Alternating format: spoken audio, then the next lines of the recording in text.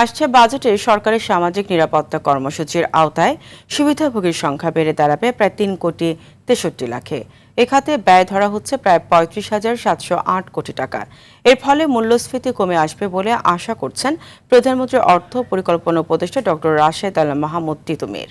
তবে সামাজিক খাতে বরাদ্দ বাড়ালে অর্থনীতিতে যাতে করে জটিলতা তৈরি না হয় সেজন্য বিভিন্ন কার্ড প্রদান প্রকল্পকে পাইলট প্রকল্প হিসেবে নেয়ার পরামর্শ বিশিষ্টজনদের।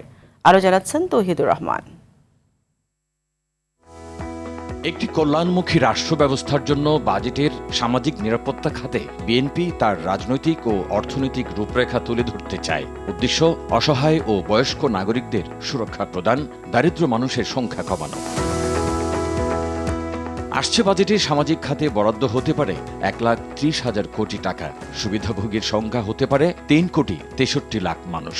চলতি অর্থবছরে 2,60,00,000 মানুষের জন্য ব্যয় হচ্ছে প্রায় 21,701 কোটি টাকা। নারী প্রধান 41 লাখ পরিবারকে ফ্যামিলি কার্ড দেওয়ার কথা বলছে সরকার। ব্যয় ধরা হয়েছে 12,000 কোটি টাকা। পর্যায়ক্রমে 1,61,00,000 পরিবারকে এর আওতায় নিয়ে আসার পরিকল্পনা সরকারের। সামাজিক বাজেটে বিভিন্ন ধরনের কার্ড দেয়া হবে। 42 লাখ কৃষক কার্ডের জন্য 1,062 কোটি টাকা বরাদ্দ দেয়া হবে। 62 লাখ মানুষকে আনা হবে বয়স্ক ভাতার আওতায়। খেতাবপ্রাপ্ত বীর মুক্তিযোদ্ধা, শহীদ মুক্তিযোদ্ধা পরিবার, যুদ্ধাহত বীর মুক্তিযোদ্ধাদের ভাতা বাড়ানো হবে। অপরিবর্তিত রাখা হবে সাধারণ মুক্তিযোদ্ধা ভাতা। জুলাই অভ্যুত্থানে শহীদ পরিবার ও আহতদের ভাতা বাড়ানো হচ্ছে। চলতি অর্থবছরে এই কর্মসূচির আওতায় রয়েছেন 14,556 জন। আসছে বাজেটে এই সংখ্যা হবে 16,513 জন। ধর্মীয় প্রতিষ্ঠান, খাল খনন ও বৃক্ষরোপণ কর্মসূচির আওতায় উপকারভোগীর সংখ্যা 17,784 জন থেকে বাড়িয়ে 2,56,666 জন করা হবে।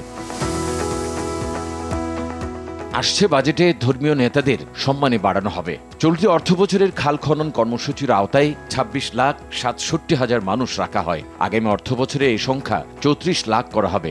এসব কর্মসূচির মাধ্যমে মূল্যস্ফীতি কমে আসবে বলে আশা করছেন সরকারের কর্তা ব্যক্তিরা। কৃষি ঋণের মওকুফের কথা বলা হয়েছে, ক্ষুদ্র ঋণ মওকুফের কথা বলা হয়েছে এবং ফার্মার্স কার্ড এবং ফ্যামিলি কার্ডের কথা বলা হয়েছে। এর ফলে আসলে তার যে উৎপাদনের উপকরণ সেইটা তারা ঠিক সময়ে ক্রয় করতে পারবেন এবং উৎপাদন খরচ কমে গেলে পণ্যের দাম কমে যাওয়ার সম্ভাবনা।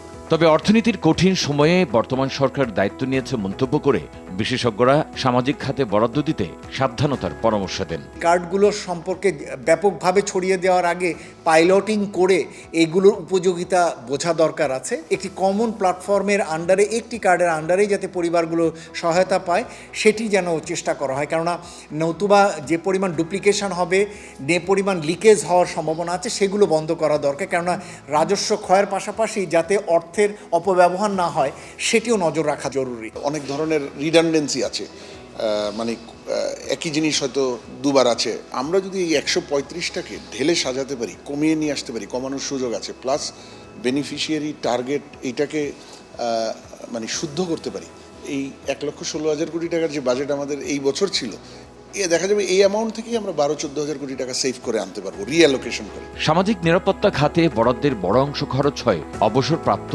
সরকারি কর্মকর্তাদের বেতন বোনাসে।